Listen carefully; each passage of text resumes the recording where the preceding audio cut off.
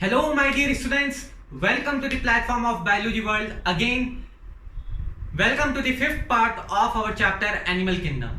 आज fifth part के माध्यम से हम फाइलम मॉल्युस्का और फाइलम इखाइनोडर्मेटा को कंप्लीट करेंगे और इसके बाद आपके last two phylum 10 and phylum 11 बाकी है, हेमिकॉर्डेटा एंड कॉर्डेटा। कॉर्डेटा में पढ़ के विदिन 2 डेज आपका पूरा एनिमल किंगडम का चैप्टर कंप्लीट हो जाएगा। आई होप आपको सब पार्ट समझ में आ रहे होंगे और मेरे सारे जो मैं आपको गाइडलाइंस दे रहा हूँ आप लोग उसको फॉलो कर रहे होंगे। विदाउट एनी फर्दर ड्यू आइए शुरू करते हैं। आज हम बात कर रहे हैं फाइलम मॉल्युस्का। आपकी एनसीईआरटी कहती है, अगर इनके हैबिटेट की मैं बात करूं सो दे आर टेरेस्ट्रियल और एक्वेटिक।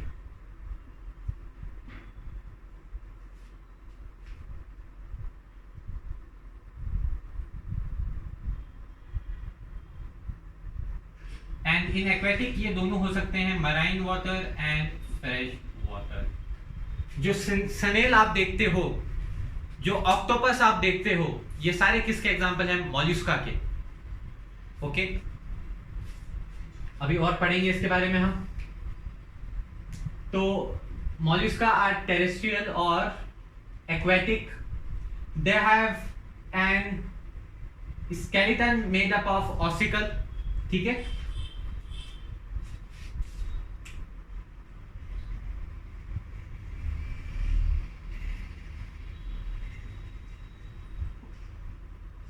इनके अंदर एक इंडोस्केलेटन होता है जिसे कैलकेरियस शेल कहते हैं और ये एंडोनाई एक्सो है। They have an exoskeleton of या in the form of calcareous shell. Okay, और अब आप देखिएगा इनका स्ट्रक्चर अगर मैं बात करूं तो यहाँ पे मैं यहाँ स्नेल बना रहा हूं तो आपको अच्छे से समझ में आए। कॉम्प्लेक्स क्वेश्चन ही है इसमें, एनसीईआरटी में बस आपको फर्स्ट टाइम में समझ में नहीं आएगा।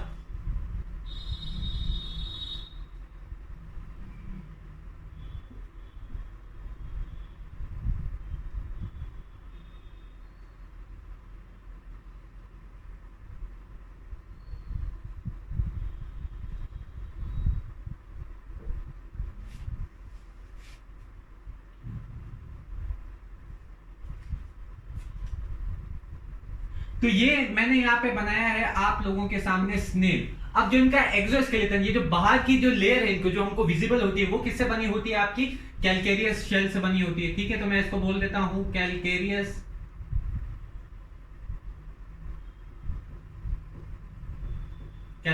शेल से। अब कैलकेरियस शेल के अंदर एक और लेयर आएगी, एक सॉफ्ट स्किन की लेयर आएगी जो कि बहुत थिन होती है। ओके, एक सॉफ्ट स्किन की लेयर आएगी जिसे हम बोलते हैं मेंटल। तो यहां पे बना रहा हूं एक सॉफ्ट स्किन की लेयर। ये मैंने एक सॉफ्ट स्किन की लेयर बना दी कैलकेरियस शेल के अंदर और इसको मैं बोल रहा हूं सॉफ्ट स्किन लेयर को मेंटल। ओके, आपकी एनसीईआरटी क्या कहती है? आपकी एनसीईआरटी कहती है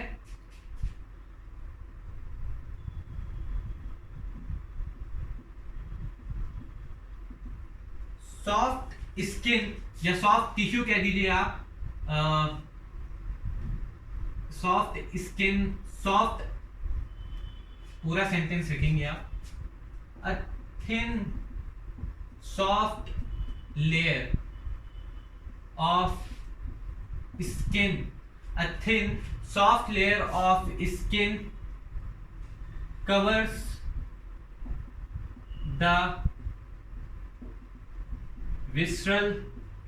हम कवर बोलीजिए आप या और लाइन, विस्ट्रल हमको ये लाइन करती है, लाइन विस्ट्रल हम, और इसको हम क्या बोलते हैं? सॉफ्ट टिश्यू की लेयर को मेंटल। ये मेंटल, तो मेंटल किसको कवर कर रहा है या लाइन कर रहा है? विस्ट्रल हम्प को। तो विसरल हम्प का है ये जो पूरा स्पेस आपका बच गया, ये क्या हो जाएगा आपका विसरल हम्प। और space between mental and visceral hump, ठीक है, विसरल हम्प पे भी बेसिकली आपको ऑर्गन्स मिलेंगे काफी, और आपको हीमोसील मिलेगी। मतलब सर्कुलेटरी सिस्टम इनका कैसा होगा, ओपन टाइप। हीमोसील क्या है, ब्लड फिल्ड कैविटी, मतलब कैविटी ब्लड बन रहा है हार्ट से और डायरेक्टली पुश हो रहा है कैविटी के अंदर, इसको हम open type of circulatory system बोलते हैं। ये सब आपकी जानकारी एनसीईआरटी में नहीं दी हुई हीमोसील के बारे में। तो यहाँ ऑर्गन होते हैं, तो ये मेंटल लेयर और इसके बीच में विसरल हम बहुत सारे ऑर्गन होते हैं, इन सब के बीच में जो स्पेस है उसको हम बोलते हैं मेंटल कैविटी। लेट्स से यहाँ आपके, ठीक है, मैं बना देता हूँ रफली, ईज़ोफेगस हो गया, ये आपका स्टोमक हो गया, ऐसे आपकी बाहर जा रही है, ये इलोंगेट हो रही है। तो ये जो स्पेस आप देख रहे हैं स्टूडेंट, ये हम बोलेंगे यहाँ पे मेंटल कैविटी। और मेंटल कैविटी में आपको क्या मिलते हैं, space between mental and visceral hump is called as mental cavity, and mental cavity has feather like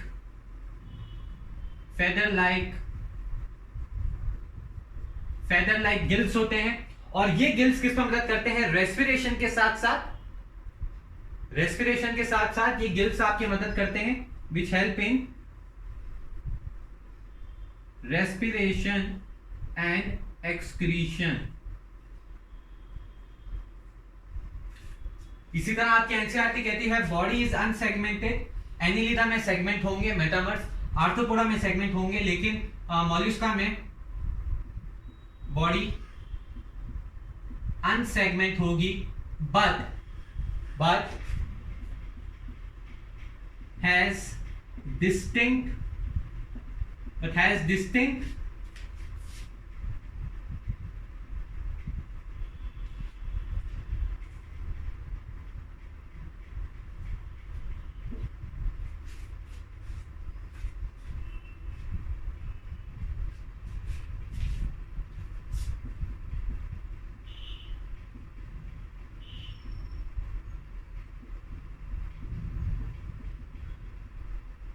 अच्छा, इनकी बॉडी में कोई भी सेगमेंट नहीं होता, लेकिन ये क्लियरली डिवाइडेड होती है हेड में, विसरल हम्प में, ये जो आप इतना बड़ा गोला देख रहे हैं पूरा विसरल हम्प हो गया, और मस्कुलर फुट में, ठीक है। तो यहाँ ऐसे मस्कुलर फुट होते हैं इनके चलने के लिए, स्नेल्स के लिए मस्कुलर फुट में ये बॉडी इनकी डिवाइड होती है। तो ये थे कुछ बेसिक फीचर ऑफ मॉल्यूस्का। अब हम हमारी वही 6-7 लाइनें ड्रॉ करेंगे और आगे देखेंगे, कॉन्सेप्ट समझेंगे। इसके लिए मैं आपका कोशिश करता हूं यहाँ पे आ जाए, रफ ना करना पड़े।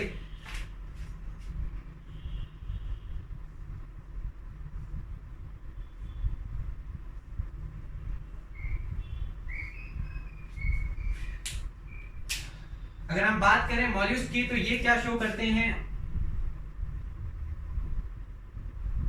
Organ system level of body organization, जिसके साथ ये ऑर्गेनिजम्स हैं आपके बायलैटरल सिमेट्री शो करते हैं। इसी के साथ ये ऑर्गेनिज्म आपके ट्रिप्लोब्लास्टिक हैं, और हीमोसील ब्लड फिल्ड कैविटी पाई जा रही है, और वो थ्रू टाइप ऑफ कैविटी होती है, तो ये सिलोमेट्स होते हैं, ठीक है। हीमोसील आपको इंटरनेट से जानकारी मिलेगी, जिस कैविटी में ब्लड फील होता है ना, हीमो स्टैंड फॉर ब्लड, उसको ब्लड फील्ड कैविटी कहते हैं, हीमोसील कहते हैं, ठीक है। ये कैविटी का कोई स्पेशल नाम नहीं है, लेकिन आप ले सकते हैं, इनके अंदर कैविटी का नाम यही होगा हीमोसील, क्योंकि कैविटी में ब्लड फिल्ड होता है, ठीक है। सेगमेंट होती नहीं इनकी बॉडी, अनसेगमेंटेड होती है। नोटोकॉर्ड का यहाँ कोई रोल है नहीं, और डाइजेशन वहां से खत्म हो ही गया था आपका। डाइजेशन के बारे में भी कोई अपडेट आपको यहाँ लिखनी नहीं है, लेकिन इसके बाद आपको लिखनी है, जो एनिलिडा से कथा शुरू हुई थी वो थी सर्कुलेटरी सिस्टम। तो क्योंकि हीमोसील है, ब्लड फिल्ड कैविटी है, तो ओपन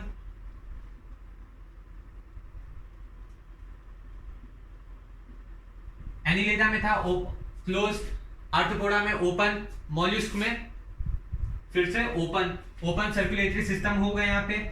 और इसके साथ आप देखिए सेंसरी ऑर्गन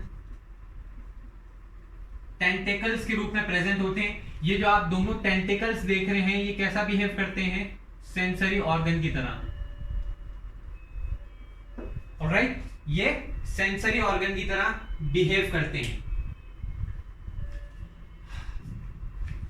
ये बात हो गई इनकी। अब इनमें आप देखेंगे कि हर्माफ्रोडाइट तो ये होंगे नहीं। हर्माफ्रोडाइट क्या है, both male and female are present in one. ये डायोशियस है, इनके दोनों सेक्सेस आपके सेपरेट होते हैं। तो हम बोलेंगे या sexes are separate. Dioecious sexes कैसे होते हैं स्टूडेंट्स, यहां पे सेक्सेस इनके सेपरेट होते हैं। और ओविपेरस होते हैं, इनडायरेक्ट डेवलपमेंट होता है।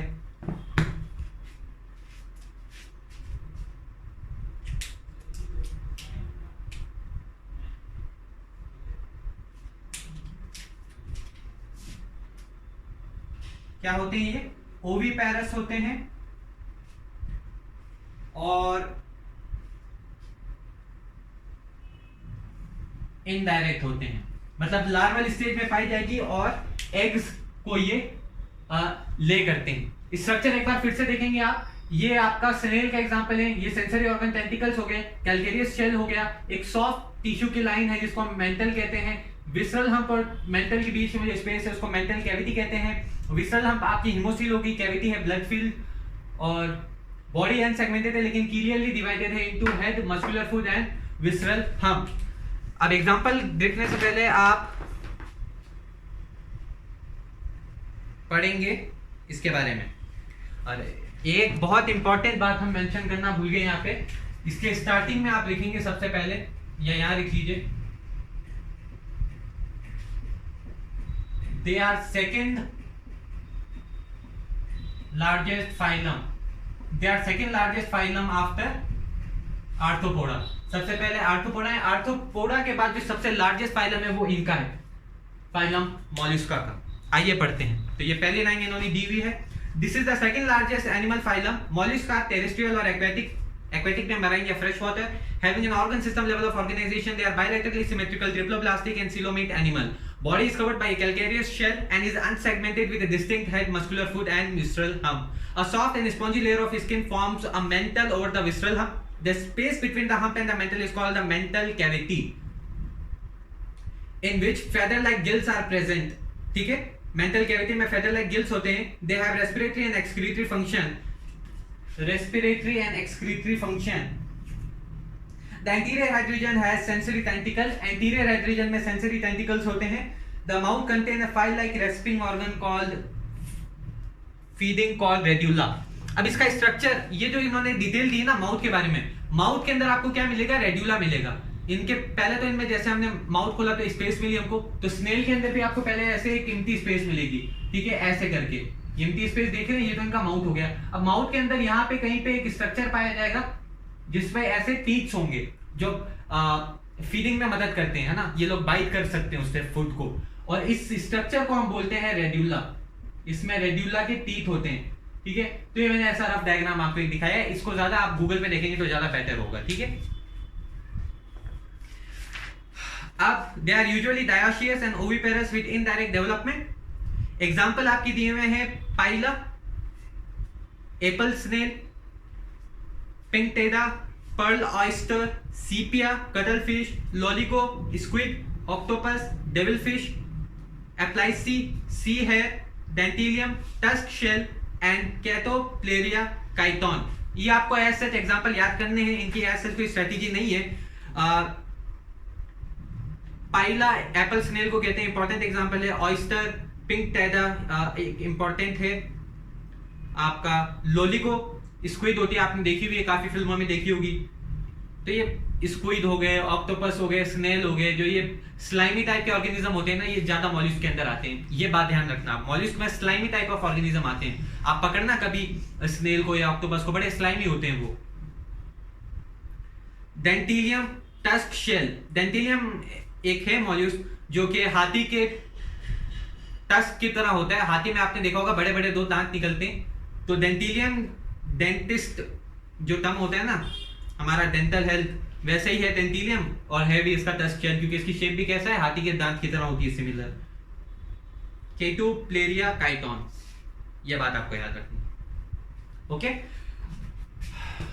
तो कॉम्प्लेक्स सर यहाँ क्या हो गया, आपके मॉलिस्क में जो थोड़ी चीज कॉम्प्लेक्स हुई, एग्जांपल, तो मल्टीपल रिवीजन के बाद वो आपके लिए कॉम्प्लेक्स नहीं रहेगी, ठीक है, एक बार दो बार पढ़ना। अब भाई आपका पाइला हो गया, पीला कलर का एप्पल, ऐसे करके याद कर लेना। टच शेल आपको याद करना सिखा दिया। लोलिगो स्क्विड आप देखना, लोलिगो अपने आप में लॉलीपॉप से आता है, तो किसी तरह आप याद कर लेना इसको, ठीक है। अब हम चलते हैं हमारे आज के लास्ट फाइलम की तरफ, फाइलम इखाइनोडर्मेटा।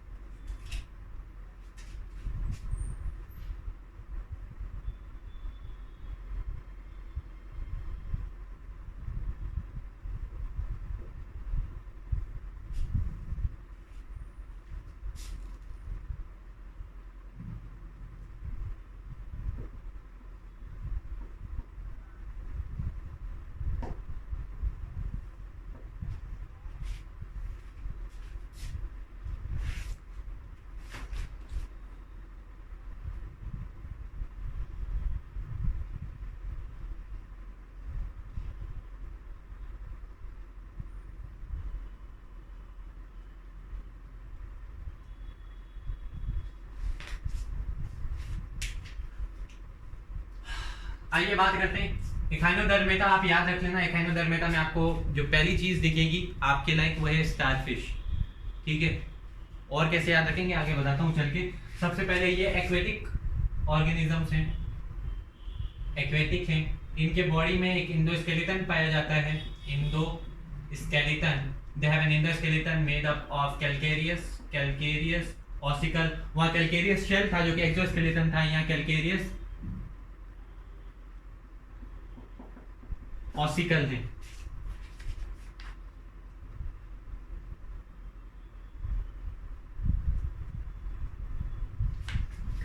ठीक है, कैल्केरियस ऑसिकल है, यहाँ पे इंडोस्केलेटन है। द टर्म आप देखेंगे, टर्म इखाइनोडर्मेटा आप देखेंगे डिराइव्ड है फ्रॉम इखाइनोस।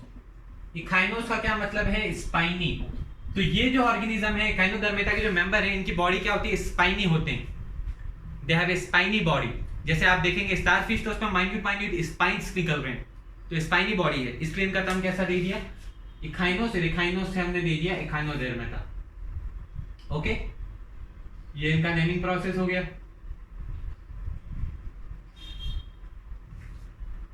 अब इनके डाइजेस्टिव सिस्टम आप देखना, जैसे प्लेटिहेल्मिन्थस में आपने देखा था सिंगल ओपनिंग माउथ और एनस में सर्व करती है, इनकम्प्लीट डाइजेस्टिव ट्रैक्ट सिस्टम था उनके पास, यहाँ कंप्लीट डाइजेस्टिव सिस्टम है। इसी तरह आपने एस्केल्मिन्थस में भी देखा था वेल डिफाइंड एलिमेंट्री कैनाल थी वहाँ, ठीक है, वहाँ भी आप डाइजेस्टिव सिस्टम कंप्लीट कह सकते हैं क्योंकि माउथ है और एक्सक्रीटरी पोर है। इसी तरह यहाँ पे इखाइनोडर्मेटा में भी आप बोलेंगे digestive system is complete with two opening mouth on ventral, anus on dorsal। इनका वेंट्रल क्या होगा, डाउन पोर्शन, डॉर्सल क्या होगा, अपर पोर्शन। ये स्टारफिश है, ये वेंट्रल हो गया नीचे वाला हिस्सा, डॉर्सल ऊपर वाला हिस्सा हो गया इनका। हमारा वेंट्रल आगे वाला पीछे वाला हो गया, डॉर्सल पीछे वाला डॉर्सल हो गया, आगे वाला वेंट्रल हो गया। तो इनके स्टारफिश में अगर आप देखेंगे, आपका एनसीईआरटी में बाकायदा इसका डायग्राम बनाया हुआ है।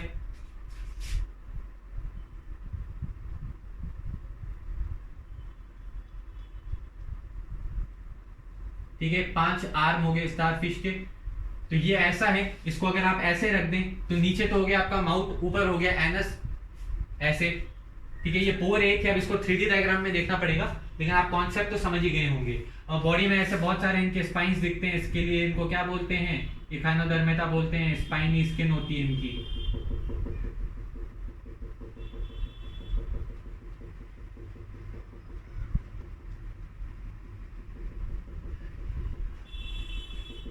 स्पाइनी स्किन्स होती है इनमें। अब एक इनका कैरेक्टरिस्टिक्स फीचर आप देखेंगे जो मैं आपको बता रहा था पहले पोरीफेरा में। पोरीफेरा में क्या बात बताई थी, they have a water canal system, they have a water canal और वाटर ट्रांसपोर्ट सिस्टम। लेकिन यहां क्या होता है, वाटर वेस्क्यूलर होता है। वेस्क्यूलर याद रखना है आपको, वीडियो चल तो रही है ना जी, काफी बार फोन अटक जाता है। तो they have a water vascular system।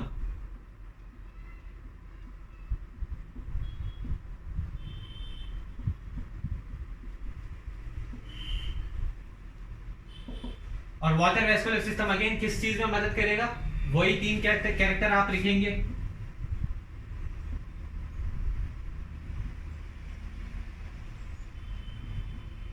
आपका food intake and transport, body में पूरे पार्ट में ट्रांसपोर्ट हो जाता है फूड। इसमें होता है किसके थ्रू, पानी के थ्रू होता है, वहां भी पानी के थ्रू हो रहा है। ऑस्ट्रिया में पहले पानी से आता है सब चीजें, और पानी के भाव के साथ ही सब चीजें ट्रांसपोर्ट होती है। गैसियस एक्सचेंज और आपका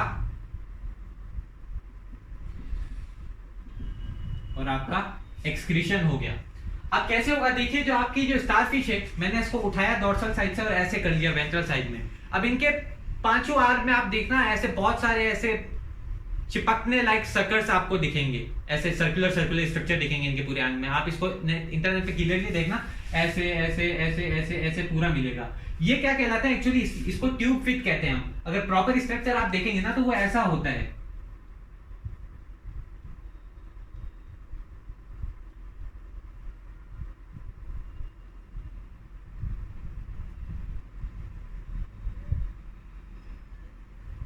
ये ट्यूब फिट हो गई, और ये ऐसे पूरे आर्म में होता है आपका, ठीक है। तो ट्यूब फिट ने क्या किया, पानी को लिया, पानी को लेने के बाद ये क्या होता है, ये इस तरह की एक लेटरल कैनाल होती है, आगे ट्रांसफर किया, फिर ये रिंग कैनाल हो गई, यहां ट्रांसफर किया, और फाइनली उन्हीं होल्स के थ्रू वापस वो बाहर चल जाती है ट्यूब फिट के थ्रू। तो इनमें ट्यूब फिट होता है, उसके थ्रू पानी ट्रांसपोर्ट होता है। तो वाटर वेस्कुलर सिस्टम में क्या होता है एक्चुअली, अगर बेसिक बात याद रखना चाहे तो ट्यूब फिट स्ट्रक्चर होते हैं जिससे पानी लेटरल कैनाल्स में जाते हैं, और लेटरल कैनाल से रिंग कैनाल में भी जाते हैं, और रिंग कैनाल से आउट हो जाते हैं, बॉडी के बाहर चल जाते हैं। तो पानी अंदर आया और बाहर चला गया, तो फूड लेके आया, फूड का ट्रांसपोर्ट कर दिया बॉडी के अंदर, और गैस का एक्सचेंज कर दिया। ये हो गया इनका वाटर वेस्कुलर सिस्टम। अब इनके वो 6 कैरेक्टर हम देख लेते हैं बेसिस ऑफ क्लासिफिकेशन वाले।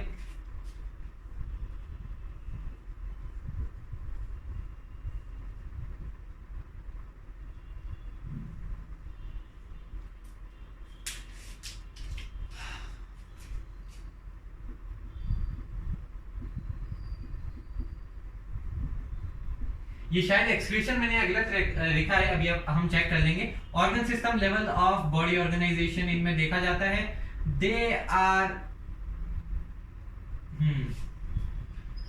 अब सिमेट्री क्या थी स्टूडेंट, याद करिए। सिलेंट्रेट, टीनोफोरा और इखाइनोडर्मेटा रेडियल सिमेट्री के एग्जांपल थे। ए सिमेट्री में पोरीफेरा था और बच गए वो सारे बायलैटरल में थे। तो रेडियल सिमेट्री इनमें होती है।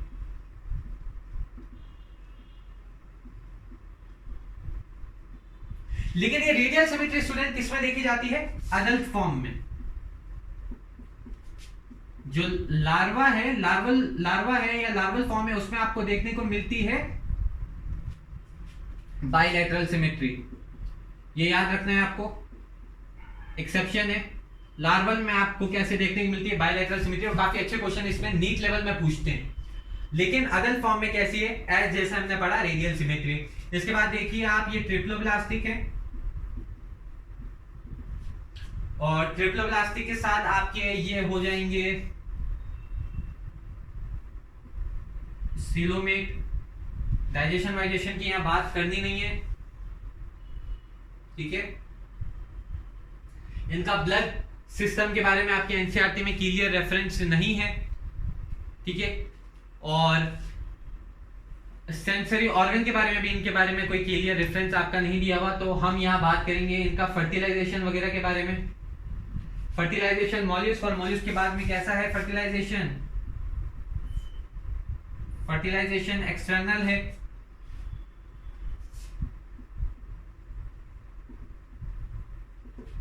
इनडायरेक्ट है, लार्वल फॉर्म है, ठीक है। तो ये सारी बातें कर ली हमारे इकाइनोडर्मेटा की। यहाँ कैरेक्टर थोड़े कम हो गए, मुझे पता है आप लोगों को कंफ्यूजन हो रही है। या ये बात रख लेना, आपके एनसीईआरटी में ना तो ब्लड वाला सिस्टम दिया हुआ है, ना आपके एनसीईआरटी में सेंसरी के बारे में कोई सिस्टम दिया हुआ है। यहाँ बस ये नोटिफिकेशन दी हुई है लोगों ने, एक्सटर्नल और इनडायरेक्ट। या शायद मैं कोई पॉइंट मिस कर रहा हूँ। एक बार हम एनसीईआरटी देख लेते हैं। आज मेरी भी तबीयत सही नहीं, आप देख रहे होंगे स्वेटिंग हो रही होगी, हेडेक हो रहा है मुझे। ऐसे ही पढ़ लेते हैं। These animals have an endoskeleton of calcareous ossicle and hence the name Echinodermata, spiny body। अच्छा हाँ, कह सकते हैं आप इनके अंदर जो इंडोस्केलेटन होता है कैल्केरियस ऑसिकल का, वो भी रिस्पॉन्सिबल है इनके नाम के ऊपर। लेकिन मोस्टली इनकी जो बॉडी होती है वो आप ऐसा याद रखिए स्पाइनी होती है इन नेचर, इसलिए Echinodermata इनका नाम दिया हुआ है। All are marine with organ system level of organization. The adult Echinoderma are radially symmetrical but larval are bilaterally symmetrical. They are triploblastic coelomate animals. Digestive system is complete with mouth on the lower या ventral side and anus on the upper or dorsal side. The most distinctive feature of Echinodermata is the presence of water vascular system which help in locomotion, capture and transport of food and respiration, ठीक है। And excretory system is absent। जैसे मैंने आपको बताया, यहाँ गलत mention कर दिया मैंने, एक्सक्रीशन का कोई रोल नहीं है।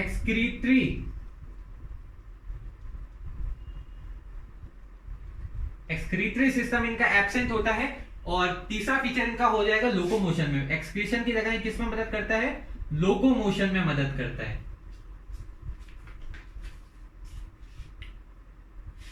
Which help in locomotion, capture and transport of food and respiration. And excretory system is absent. Sexes are separate. Reproduction is sexual. Fertilization is usually external. अच्छा, ये पॉइंट तो मैं यहाँ मेंशन करना भूल गया। ये सेक्सेस इनके सेपरेट हैं,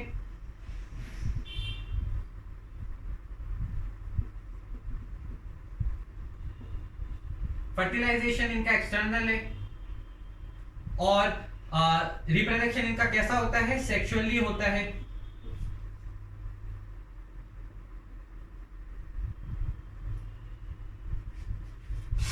एक्सटर्नल होता है। और डेवलपमेंट कैसा होता है इनका स्टूडेंट? इनका डेवलपमेंट होता है indirect. What? Indirect. Many larval stages इनमें होते हैं। अब एग्जांपल इनके आप देखेंगे, Asterias sea fish, starfish, Echinus sea urchin, Antedon sea lily, Cucumaria sea cucumber and Ophiura brittle star. तो ये एग्जांपल हो गए आपके इकाइनोडर्मेटा के। और इसी के साथ आज के पार्ट 5 के माध्यम से आपका कवर होता है इकाइनोडर्मेटा। आज मैं लेक्चर में थोड़ा कहीं ना कहीं मैंने कोशिश की मेरी तरफ से आपको अच्छा समझा पाऊं, लेकिन आप देख रहे हैं हेल्थ इश्यू है आज, मेरा थोड़ा हेडेक्स हो रहे हैं और दिन काफी लंबा चला गया, तो उस हिसाब से मेरी हेल्थ अभी वेरी कॉन्शियस नहीं है। लेकिन प्रिपरेशन रुकनी नहीं चाहिए स्टूडेंट। अगर कोई भी आज मेरे लेक्चर में गलती हुई हो या आप लोगों को डाउट हो तो जरूर उसको मेंशन करिएगा नीचे आप कमेंट सेक्शन में। होपफुली मैंने कोई गलती यहाँ नहीं की है, आपको सब क्लियर कर बताया है, सब इंफॉर्मेशन समझाइए। वो चाहे विसरल हमकी नॉलेज हो तो आपको मैंने एक्स्ट्रा दी है, एनसीईआरटी पॉइंट ऑफ व्यू से दी है। ओके, अगर एक दो फीचर यहाँ कम हो रहे हैं, जैसा मैंने बताया कुछ फीचर कभी कभी नहीं आते, अब जैसे इसमें सेंसरी ऑर्गन का आपके आंसर नहीं दिया हुआ, सर्कुलेटरी सिस्टम के बारे में नहीं दिया हुआ, तो आप उनको अलग से देख सकते हैं या छोड़ भी सकते हैं। अगर आप देखना चाहे तो आप देख सकते हैं इंटरनेट पे, ठीक है। होगा तो क्लोज टाइप होगा सर्कुलेटरी सिस्टम, और मोस्टली काफी होते हैं, जैसे कि कुछ ऑर्गेनिज्म है इनके अंदर जिनमें एब्सेंट भी होता है, तो आप देख लेना, ठीक है। जो फीचर थोड़े बहुत कम हो रहे हैं तो यही हो रहे हैं, वो आपको बाकी सब में तो प्रॉब्लम हुई नहीं, मैंने आपको स्ट्रक्चर बताए थे। तो यार इसी के साथ आज का पार्ट 5 मैं एंड करता हूं। All the very best. Doubt हो तो जरूर पूछिएगा। Thank you.